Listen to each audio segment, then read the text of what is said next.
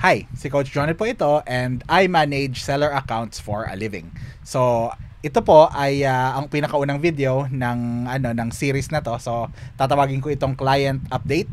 So, ito po ang titingnan natin ngayon is new Amazon seller. So, bago yung kanyang seller account and wala pa siyang benta. So, kakasimula ko pa lang hawakan yung account niya 3 days ago.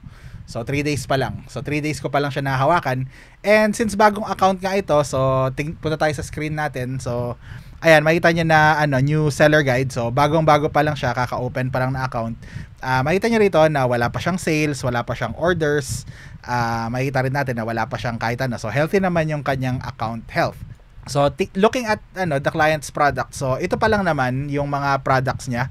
So, syempre, tinatakpan ko po yung mga information kasi hindi ko naman pwedeng i-share dahil, syempre, sa kanya yan, property niya yan, saka para yan sa kanyang store.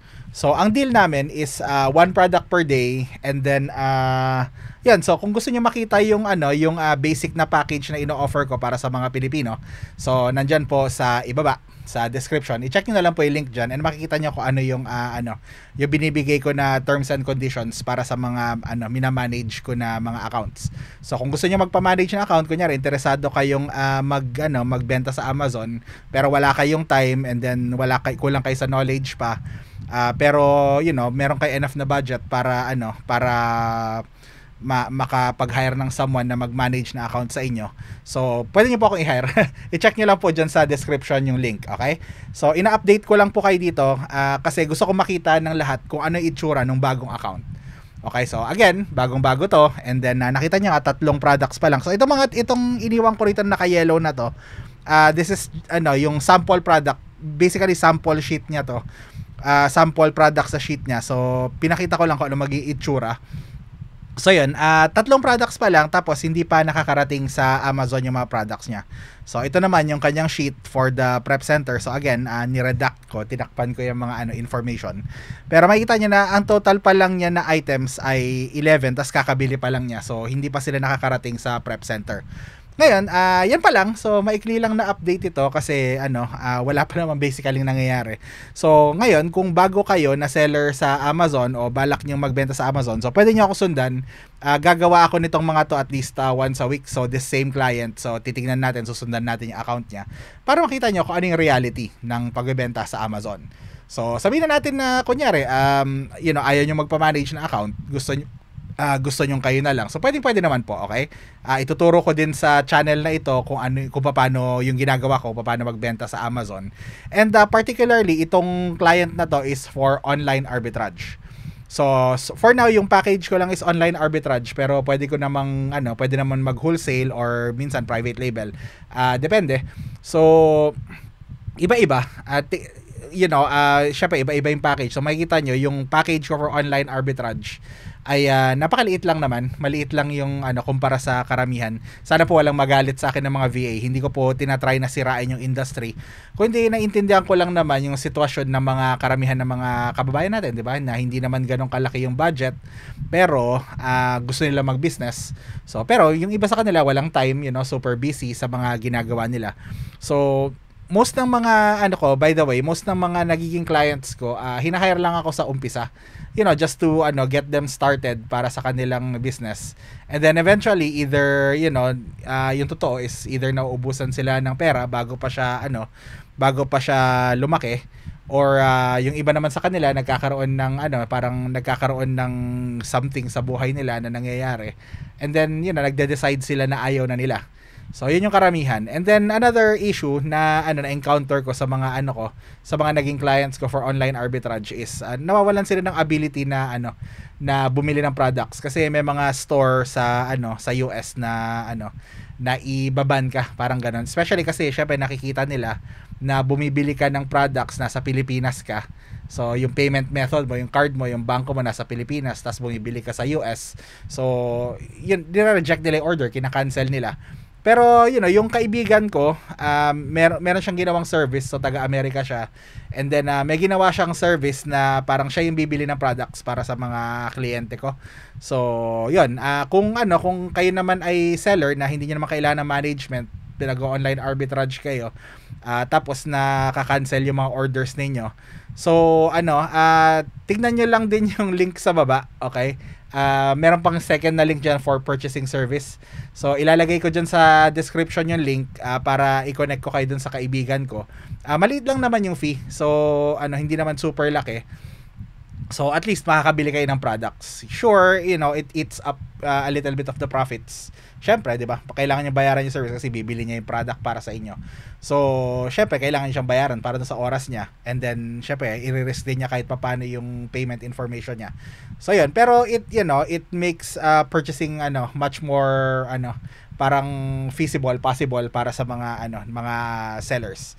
Kasi yun yung isang pinakamalaking problema ng mga past client ko kaya sila umaalis kasi parang eventually we ban this store. Yung kasi ginagawa namin dati, parang kunyari magso-source ka sa Walmart kunyari, tapos makakabili ka sa una, tapos next time hindi na, or yung iba naman from the start hindi ka na makakabili, agad na nilang ika-cancel yung mga order mo. So common struggle yan ng mga bagong Amazon seller pagdating sa online arbitrage and traditional wholesale. So ngayon kung nanonood ka nito at hindi mo alam kung ano yung mga pinagsasabi ko, either meron na akong ginawang video para dyan, makikita nyo dito sa channel ko, so kalkalin nyo na lang, or gagawin ko pa lang. Okay? Kasi the time of recording this, parang isa to sa mga pinakauna kong video for Amazon FBA. So, tingnan nyo lang, sundan nyo lang to mga client updates na to para makita nyo kung ano yung reality ng pagbebenta sa Amazon, especially yung online arbitrage business. Okay? So, again, just for review, okay? So, balikan lang natin yung account ng client. So, again, bago siya, so wala pa siyang account, wala pa siyang sales, wala pa siyang orders na nakuha, and meron siyang 3 product na kakabili pa lang niya. Okay, so nandito makikita yung 3 product na kakabili pa lang niya, and then hinihintay pa sa prep center. So kaka-order niya, pupunta pa siya sa prep center. So ngayon kung nagtatanong ka, anong yung mga pinagsasabi nito, anong prep center, ano ang Amazon seller account, so magstay ka lang sa channel na to, either tignan mo nga yung mga ibang videos ko, or hintayin mo dahil gagawin ko yung video para dyan, para ma-define ko sa inyo kung ano yung mga terms na ginagamit ko. And then kung gusto niyo matutong magbenta sa Amazon, online arbitrage, traditional wholesale style, so andito lang itong mga videos na to, andito lang ako. And kung gusto niyo magpa-manage ng account, kahit wala kayong alam kung meron naman kayo enough na na investment. So nagbibigay naman ako ng 1 hour na consultation, or 30 minutes kanya lang, 30 minutes, so kung gaano kahaba man. So sasabihin ko naman sa inyo yung totoo, and then hindi naman ako hindi ko style kasi na umuo lang ng umuo sa mga kliyente. Okay, kasi ang daming diyan pag pumunta kayo sa mga VA diyan o sa mga account management agency, Amazon automation agency. So lahat ng mga buwan at mga tala sa kalangitan ipapangako nila sa inyo. Sasabihin nila na yayaman ka agad kayo, na ganito yung gagawin nila para sa inyo. Pero hindi naman nila sinasabi yung totoo. So ako, I'll be honest with you, hindi ganun karami nagiging clients ko. Siguro out of 10, isa lang yung tumutuloy. Kasi nga, yung reality sinasabi ko talaga. So, hindi po kasi madaling magbenta sa Amazon. Lalo ngayon, hindi madaling mag-online arbitrage sa Amazon. Pero it works if done right.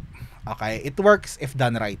And yun ang dyan, I do it right, tapos straightforward ako sa inyo. So libre naman yung consultation. Ilalagay ko rin sa link sa ibaba yung initial consultation na yan.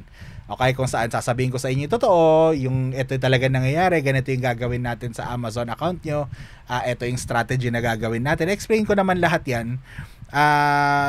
Tapos kung ayaw nyo, then no hard feelings. Na at least natuto kayo, at least kung hindi nyo pala kaya, at least hindi kayo nagsayang ng pera sa pag-hire sa akin. 'Di ba? In the end, ang maganda naman sa akin na setup yung kikita tayong pareho. Hindi yung ako lang ng ako yung kikita. Ayoko ng ganong setting kasi ang daming mga VAs diyan, mga agency diyan na lahat nga yun ipapangako sa iyo. Tapos hindi naman nila kaya. Tapos pagka wala ka ng pera, tapos hindi ka na kumikita or nawalan ka ng account, parang wala na sila. Parang kumbaga ginamit ka lang, pinerahan ka lang. So ayoko ng ganon, okay? So ako, I don't make any false promises. Okay? So I tell the truth, tapos at least pagka tumuloy kayo na i-hire ako, edi okay, 'di ba?